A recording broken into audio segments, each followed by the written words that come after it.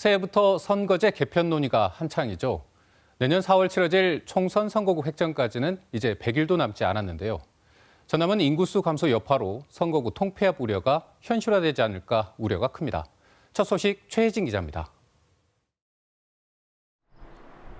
옛 여수시청이 있던 여서동 등 18개 동이 합쳐진 여수시 갑 선거구입니다. 지난해 12월 기준 이 선거구의 인구수는 12만 5,099명, 지난 총선 기준 인구 하한선인 13만 9천 명에 한참 못 미칩니다. 여수시 전체 인구수도 지난해 말 27만 4,765명으로 인구 상한선 기준인 27만 8천 명에 미달합니다. 여수시 갑을 선거구가 합쳐질 경우 전남 10개 의석수 중 한 석이 줄어들 가능성이 있는 겁니다. 이 때문에 정치권에서는 의석수 유지를 위해 여수를 순천과 통합해 3개 선거구를 만들거나 순천, 광양, 곡성, 구례, 고흥, 보성, 장흥, 강진 선거구 등을 쪼개고 붙이는 등 다양한 경우의 수가 거론되고 있습니다. 해남 완도 진도 선거구도 지난해 10월 기준 14만 3천여 명으로 인구 하한선을 향해 가고 있습니다.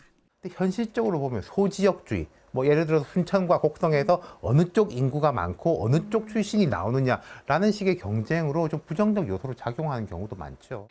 지난해 말 인구수가 21대 총선 기준 인구 상한선을 넘긴 순천시가 제대로 분구될지도 관심입니다. 순천은 지난 총선 당시 해룡면만 광양, 곡성, 구례 선거구에 편입해 갑을 선거구로 분구됐습니다.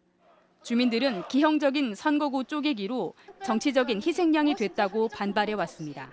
이번에도 특정 지역을 위해서 순천 분구가 좌절된다면 엄청난 박탈감이 있을 수밖에 없고 지역 주민들의 반발도 클 거라고 봅니다. 광주의 경우 인구 하한선에 가까운 광주, 서구 을 등은 서구 갑과의 선거구 조정이 가능할 전망입니다. 중대 선거구제 등 선거제도 개편 논의도 변수가 되고 있습니다. 선거구 획정 법정 시한은 오는 4월, 의석수 감소와 선거제도 개편 논의에 따른 현역 의원과 입지자들의 정치적인 셈법 속에 올해도 선거구 획정은 법정 시한을 넘길 수 있다는 우려가 나오고 있습니다. KBS 뉴스 최진입니다.